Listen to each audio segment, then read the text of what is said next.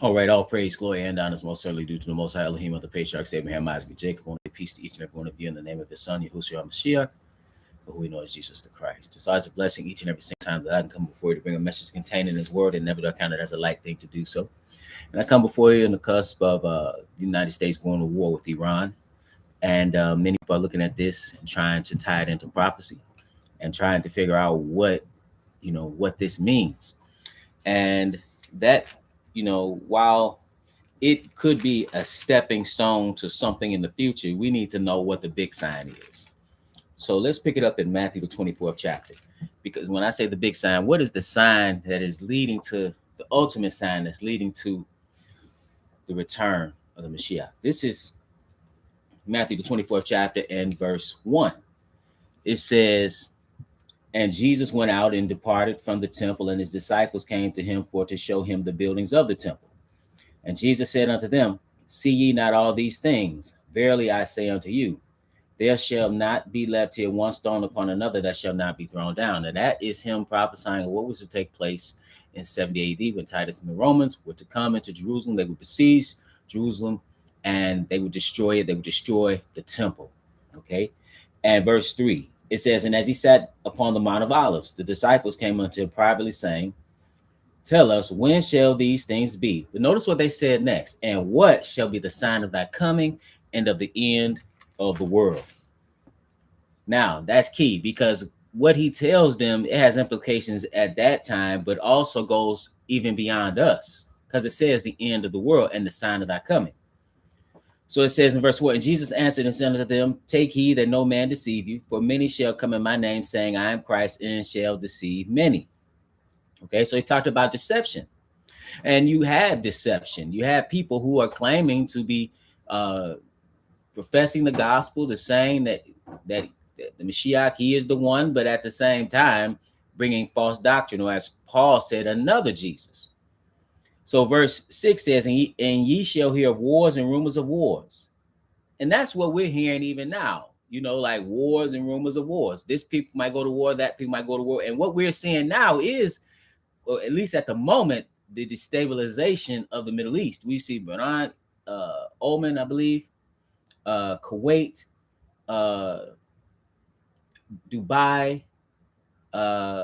Saudi Arabia have all experienced, of course, Israel, geographically, the landmass. Of course, we've seen that these nations, because of what's taking place with the U.S., Iran, and Israel, have been impacted. We see hotels on fire, airports on fire, different things that are going on. So it certainly has led to a destabilization of that area. And just a side note, people do need to understand that, what's going on with Iran, just like Venezuela, is impacting China, because much of the oil that comes out of Iran goes to China, and a vast majority of the oil that was coming from Venezuela was going to China. So this is bigger than just stopping a country from getting a nuclear weapon. This is something that impacts China, and this is the new form of warfare. Okay, when you look at, I'll give you an example of something here.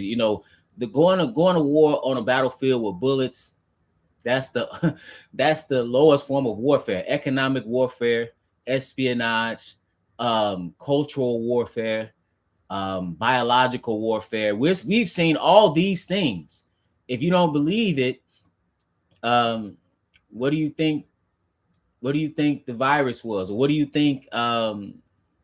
What do you think TikTok is? I mean, what do you think a honeypot is with your representatives in Congress? This is warfare. China has a plan of 100-year war against the United States. What do you think? What do you think pumping fentanyl into the United States through the drug cartels, by China was involved in that? What do you think? Allegedly, spy balloons. This is all warfare. Okay, the infiltration of your institution, your higher education. That's all warfare. Okay, so yes, this all could lead as was projected in the project for the New American Century, into war with Russia and China. And to impact the country with oil, to stop them from getting oil, if you don't think it's a big deal, and you don't see why a country will go to war, eventually that could lead to war, at least a proxy war, right? Because China is probably going to give, and there are some reports that they're giving Iran weapons. Imagine you got to go to work every day to feed your family, and every day you come out, your neighbor has siphoned your gasoline out of your car. You gonna have a problem with them, and they looking at you, waving at you, as you trying to get to work, and you on you're on a 90-day probationary period. Yeah, it's a problem. So, that's a big deal. To impact a country that needs oil, you need energy in addition to not the nuclear arms race, but the artificial intelligence race. You need energy, right? So this goes bigger than what's going on in Iran. But nevertheless, it goes on to say, a nation shall rise against nation, and kingdom against kingdom, and there shall be famines and pestilences and earthquakes in diverse places. So you're going to see all of these things. Verse 8, all these, he said, notice what he says, are the beginning of sorrows. Then shall they deliver you up to be afflicted, and shall kill you, and ye shall be hated of all nations for my name's sake. Now, when you look at the first century church and what they experienced and what believers experienced, you saw all kind of persecution. Even when you look at and read the accounts and the narrative of Paul prior to his conversion, you see this. Or you look at early first century history where you see what was taking place when the Roman Empire was persecuting Christians. Okay, and to be a Christian was an epithet. It was like, it wasn't something that was, that they meant like to compliment you.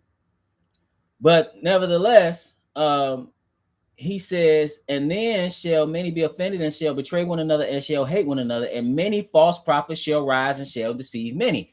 So you had false prophets, just like you have false prophets today. Verse 12, and because iniquity shall abound, the love of many shall wax cold. Okay, so you're going to see the harsh, brutal conditions of the earth. He says, and this gospel of the kingdom shall be, verse 13, but he that shall endure unto the end, the same shall be saved. Okay, so you're going to have to endure this. Verse 14, and this gospel of the kingdom shall be preached in all the world for a witness unto all nations, and then shall the end come.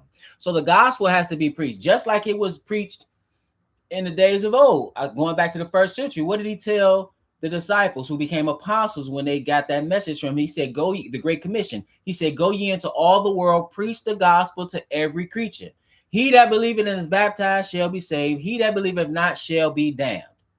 Side note, from the very beginning, even when you look at it, it's based on faith. Okay, that goes beyond nationality. We know Israel are black people that have been scattered into slavery all over the world. Salvation on an individual level can be for anybody. Doesn't matter your nationality. If not, God is the Most High is a respecter of persons.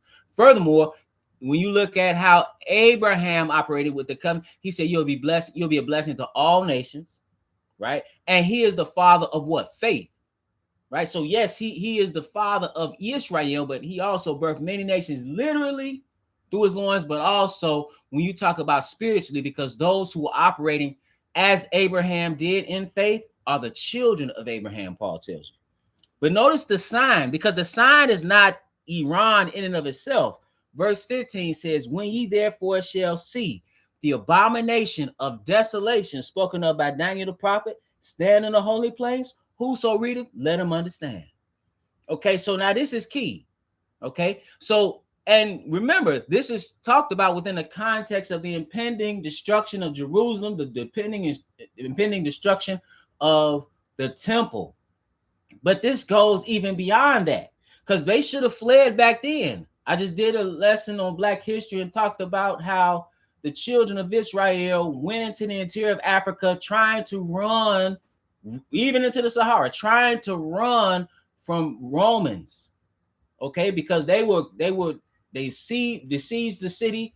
They were killing indiscriminately, putting down the rebellion, and that was the end of truly Israel being a nation. When I say operating in full nationhood. Because in order to be a full nation, what do you need? You need land and you need sovereignty. If you don't have land and you don't have sovereignty, you don't really have a nation. This is why the people that the Arab Palestinians, that's why they would throw a rock at a tank, because they understand it's all about land. And you see what's happening to them. But nevertheless, just so you know that this goes beyond right now, or back then rather. It says here, then let them, verse 16, then let them which be in Judea flee into the mountains. They should have fled then, because you can read accounts where they were crucifying hundreds and hundreds of people a day. Okay. But he says here, verse 21, for then shall be great tribulation, such as was not since the beginning of the world to this time, nor ever shall be. So this is how you know this is talking future. It's not talking about what happened in Israel, because that's not the worst. As bad as that was, that wasn't the worst tribulation or problem on the earth. Because look, for example, look at World War I. Look at World War II. Some look at what's going on right now and say we headed for World War III. But this is how you know this is future. He says, and except those days should be shortened, there should no flesh be saved. Now, a time where no flesh could be saved speaks to a time that we're in right now, a nuclear age. All right. Well, we've seen the destruction. I mentioned World War II. We've seen the destruction of man's technological prowess with the bombing of Nagasaki and Hiroshima in 1945, bringing Japan down to its knees, down so it would surrender, but also putting the world on notice. That was dropped by bombers. That kind of power can be transported in a suitcase today. Okay, what are they fighting in Iran about now? They're saying the president of the United States has said Iran cannot have a nuclear weapon. I've seen reports from outside the country that have said, hey, Iran, because they've always denied having the capability, they've said, hey, in about a week, we'll be able to do it, and we have the capability. That's what I've heard that report. I've heard reports that they already have it, and they just denied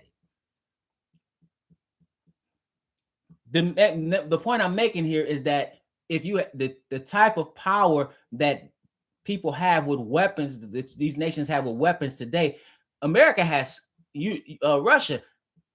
I want to say America has, of course, they've allegedly depleted some of their nuclear powers during the time of Reagan. Okay, when you saw the real nuclear arms race with them in the Soviet Union.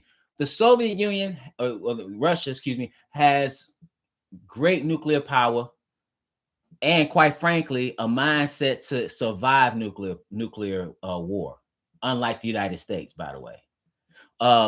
And when I say that have a mind to survive, I'm talking about the people, how they approach nuclear war. Nevertheless, these countries have thousands, some countries have 100, some countries have like North Korea have their nuclear power, but they do not have the capability with the intercontinental ballistic missiles to launch clear across the waters. And it sometimes they claim to be able to, North Korea, for example, claims to be able to reach some U.S. territories, but that may not be plausible. But they're not invaded. Why? Because they have nuclear power. My point of this is that that's the age we live in, where this, because you're not doing that with swords made of metal, like a bronze or steel, with a sword and shield and bow and arrow. That's not the case, right? So he says again, and except those days should be shortened, there should no flesh be saved, but for the elect's sake, those days shall be shortened. Okay.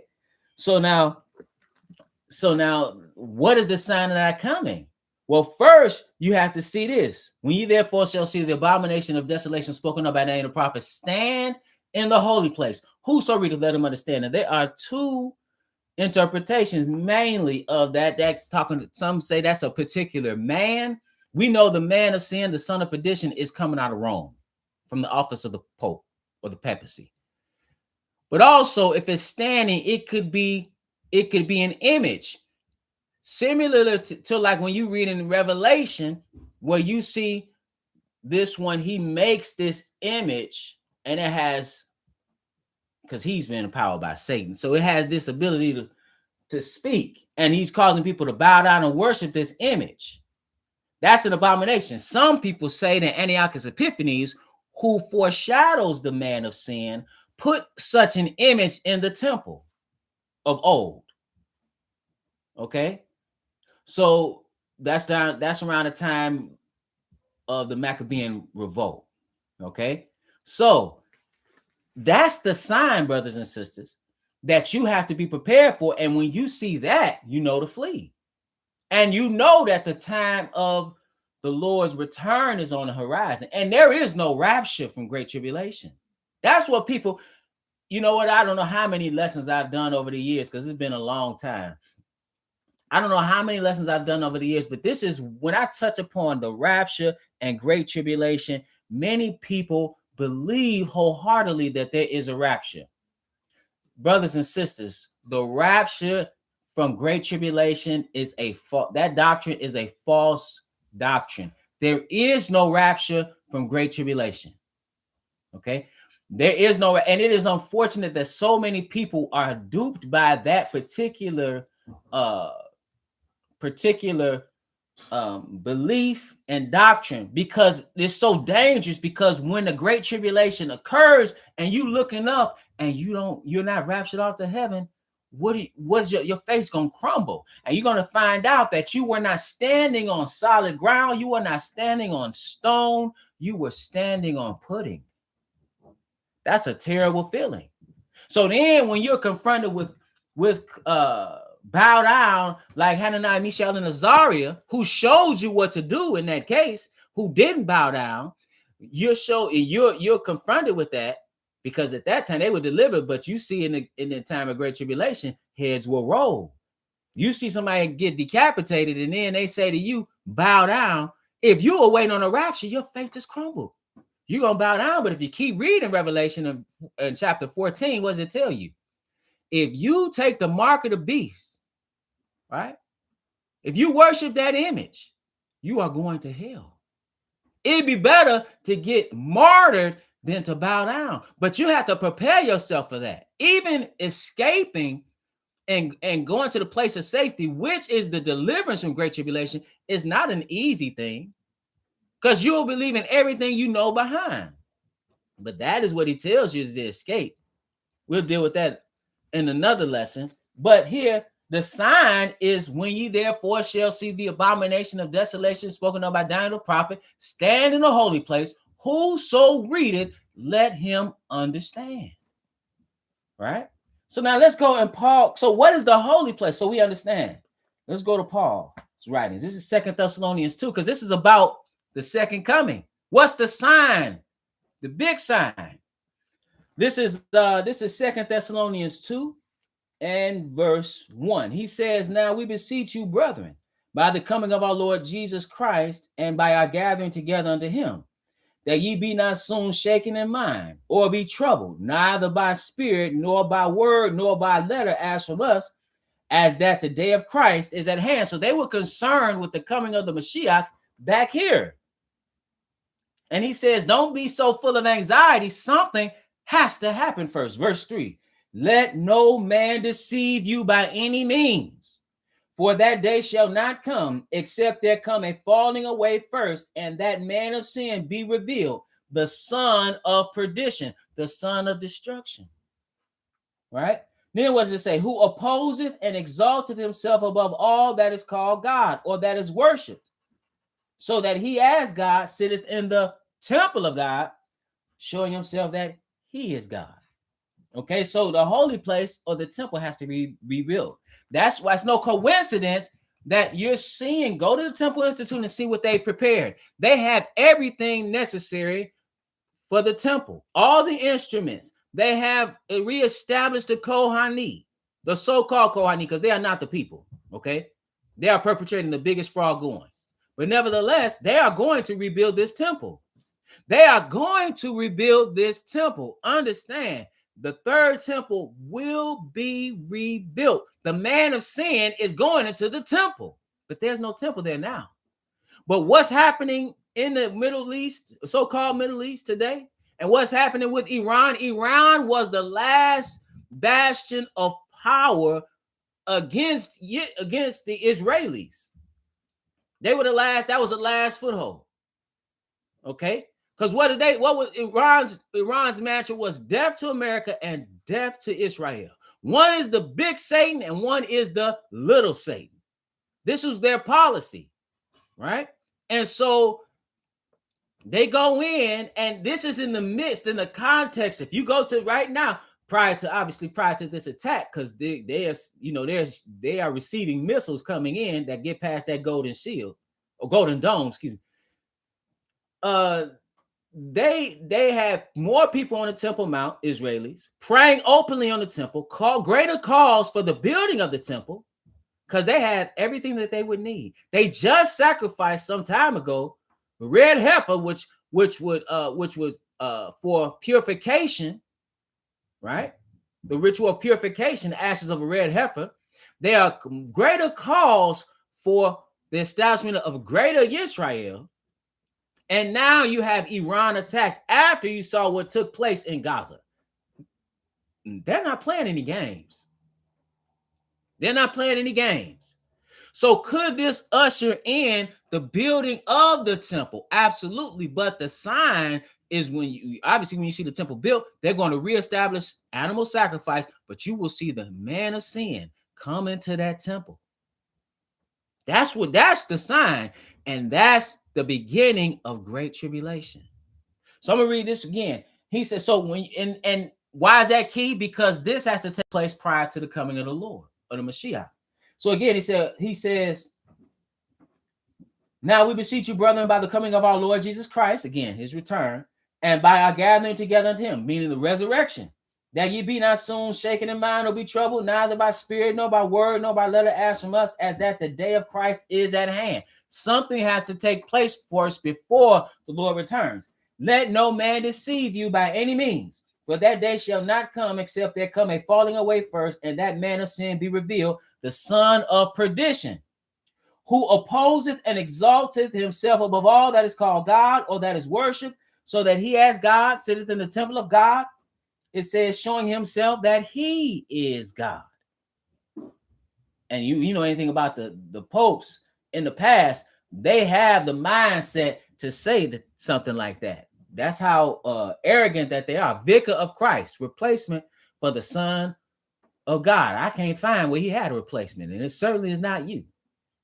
So now, why is that key? Because that has to take place first. Let's go back to Matthew, the 24th chapter, and this is it, Matthew 24, because what's going to happen after great tribulation?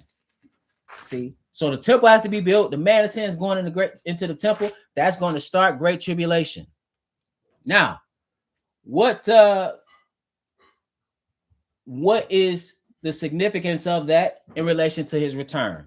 What's happening right after great tribulation? And great tribulation is not 7 years. Okay. That is also false. Great tribulation is 3.5 years. I can show you that in a different lesson. But nevertheless, Matthew 24 and verse 29. What's happening after great tribulation? Verse 29 reads, immediately after the tribulation of those days shall the sun be darkened, and the moon shall not give a light, and the stars shall fall from heaven, and the powers of the heavens shall be shaken. This is the sign of what? The Lord's return. You read this sign all over the book. Old Testament, New Testament. So that's the key. He said, and then shall appear the sign of the Son of Man in heaven, and then shall all the tribes of the earth mourn. Why? Because the Lord is coming back, not to bake cookies, brothers and sisters. He's coming back. The Bible tells us, we can read other places in Thessalonians in Paul's writings. He's coming back in flaming fire against this world. That's what he's coming back in flaming fire, taking vengeance on them that know not God and that obey not the gospel. That's what he's doing. He's coming back, and that's why they're mourning. That's why you read in Revelation, the 19th chapter about this. He calls all the birds to the supper of the great God. What are they eating? They're eating the carcasses of men in war. There's going to be, the Bible tells you can read in prophecy, there'll be dead men from one end of this earth to the other. This earth's going to be burned, and it says few men left. It says man will be as rare as the golden wedge of Ophir when he returns. But when is he returning? Immediately after great tribulation. What's the sign of great tribulation? When you therefore shall see the abomination of desolation spoken of by Daniel the prophet stand in the holy place, Whoso readeth, let him understand. And it is a time, brothers and sisters, to get some understanding. With all that, I pray that you will edify.